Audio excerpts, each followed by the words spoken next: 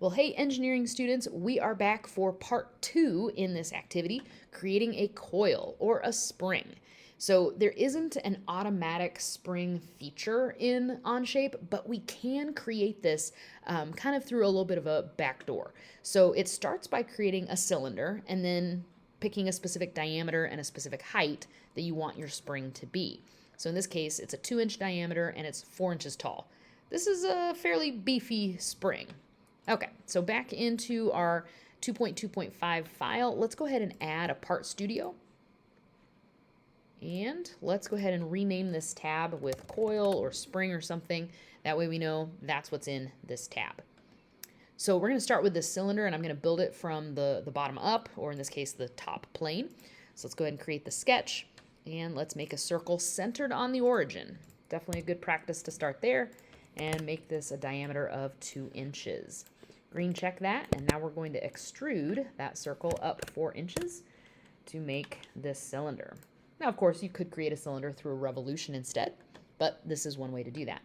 I'm going to hide my planes for right now, just because they're kind of in my way. But the next piece of creating a coil is to add a helix, which is just going to be a line spiraling around this cylinder. And we want it to have 10 revolutions. So I'm going to locate my helix tool, and it shows me where it is. So yours might be showing on your toolbar. It looks just like a coil, right? So it's creating a helix using a conical or cylindrical face.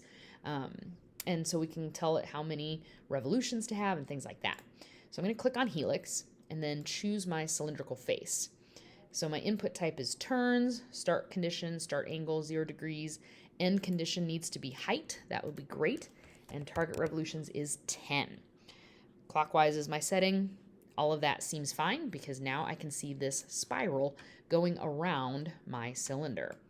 Okay, and there is a clear ending point of this helix right here on this bottom right corner if I'm looking at it from the front face. So that's helpful to know because I'm going to need to include something else. You'll then select a plane that intersects the bottom of the helix and create a sketch. Draw a circle centered on that edge with a diameter of 0.1 inches because we're going to sweep this as well. Okay, so I need to bring my planes back. So I'm going to click P again to bring those back. And the face I need to put this on, or the plane I need to put this on, is the front plane. And it just needs to be on this bottom right corner where I place this circle. So I'm going to add a sketch. I'm going to look at it from the front. And if I can access this corner, that's where I want to center my circle. So I have access to it. So I'm going to create it and then make that diameter 0.1 inches.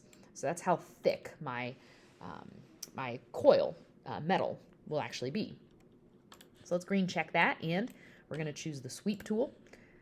We're going to select that circle face and then clicking on the sweep path, choosing the helix. And be careful because this is just adding to this. And so it's almost like a thread right now, but I don't want it to be part of the cylinder. I need to make a new part. So if I choose new, right, it adds a part 2, green check that, and it's even a different color. So I can see very clearly it's its own part. So we chose sweep, we made it new, and it created a separate part in the process. Afterward, you can hide the cylinder to leave behind your coil. So part 1 is the cylinder. If we click on the eyeball, it hides it. So here's my coil or my spring. So that is a great way to create a spring using a specific diameter, height, and then, however many turns you want this to be. That's how you make a coil in OnShape.